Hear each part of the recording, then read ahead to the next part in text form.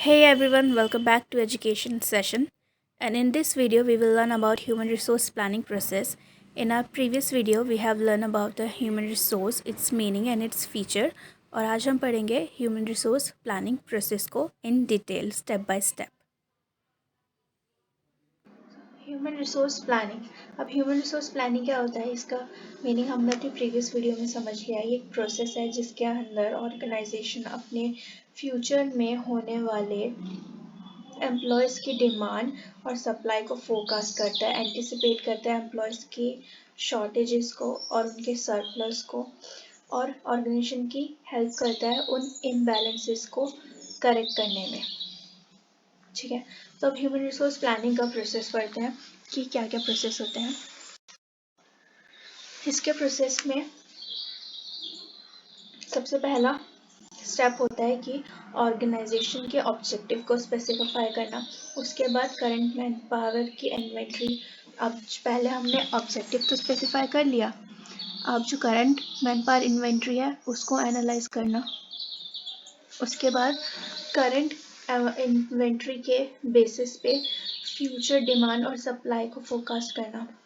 फिर future demand और supply को फोरकास्ट करने के बाद मैन पावर गैप्स को फाइंड करना, फिर एम्प्लॉयमेंट प्लान बनाना, उसके बाद ट्रेनिंग एंड डेवलपमेंट प्रोवाइड करना और उसके बाद अप्रेजल करना अपनी मैन पावर प्लानिंग का।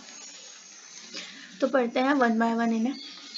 तो पहला स्टेप होता है determining the objective of human resource planning. तो ये फर्स्ट स्टेप होता है ह्यूमन रिसोर्स प्लानिंग का प्रोसेस का।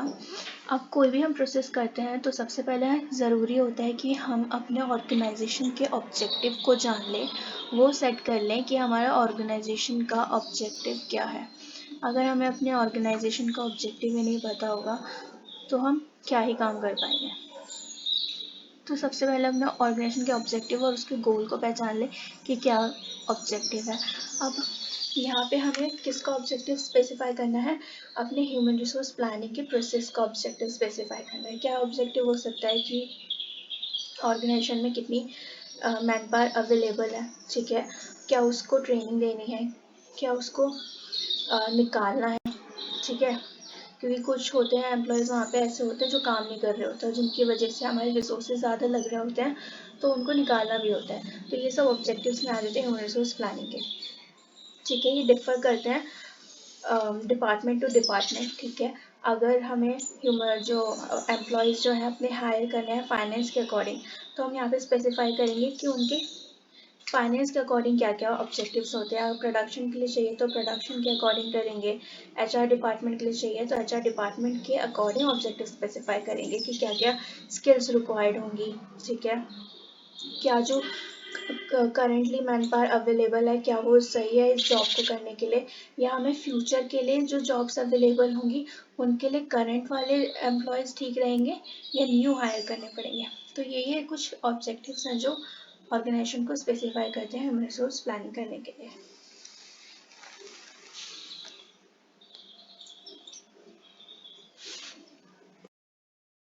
Now the second step is to analyze the current manpower inventory। जो करंट मैन पावर इन्वेंट्री हमारे पास अभी अवेलेबल है ऑर्गेनाइजेशन के अंदर, उसको एनालाइज करना।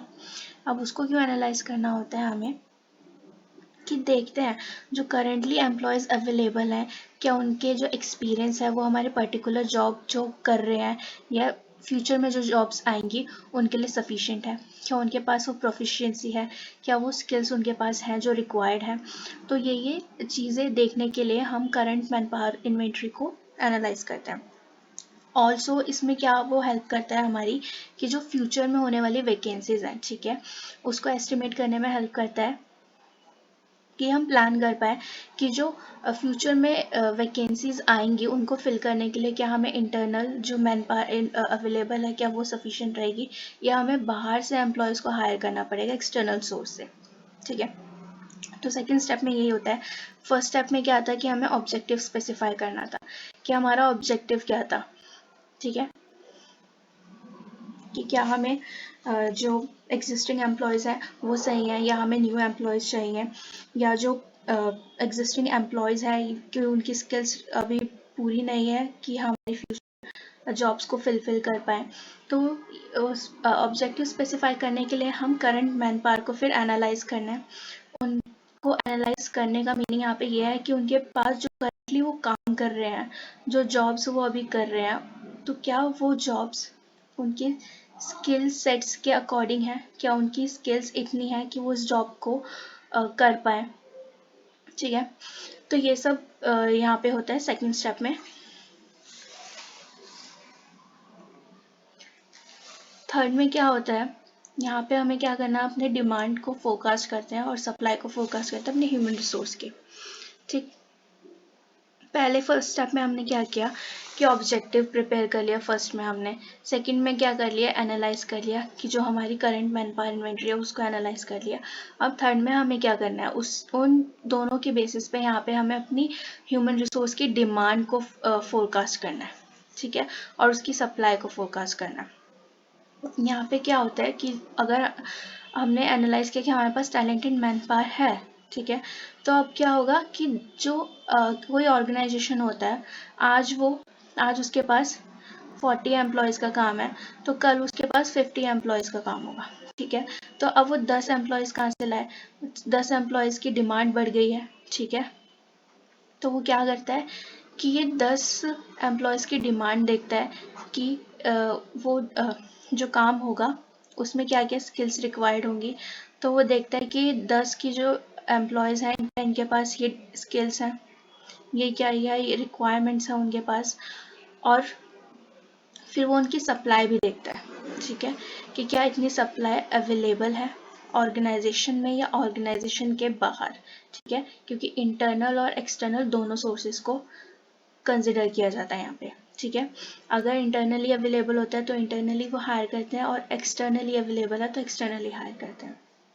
तो यहाँ पे क्या करना होता है हमें कि फोरकास्ट करना होता है अपनी डिमांड को और सप्लाई को अपने ह्यूमन रिसोर्स की। यहाँ पे कुछ भी इम्प्लीमेंट नहीं हो रहा है, यहाँ पे सिर्फ फोरकास्टिंग हो रही है। अभी सिर्फ फ्यूचर के बेसिस पे यहाँ पे सोचा जा रहा है कि यहाँ 50 एम्प्लॉयज़ की ज़रूरत है, 40 अभी हैं हमारे पास, तो और नए 10 एम्प्लॉयज़ की ज़रूरत है। तो अब वो 10 एम्प्लॉयज़ के अंदर क्या क्या स्किल्स होनी चाहिए, ठीक है, क्या क्या एजुकेशन होनी चाहिए उनकी, क्या क्या स्किल्स होना एक्सपीरियंस होना चाहिए उनका।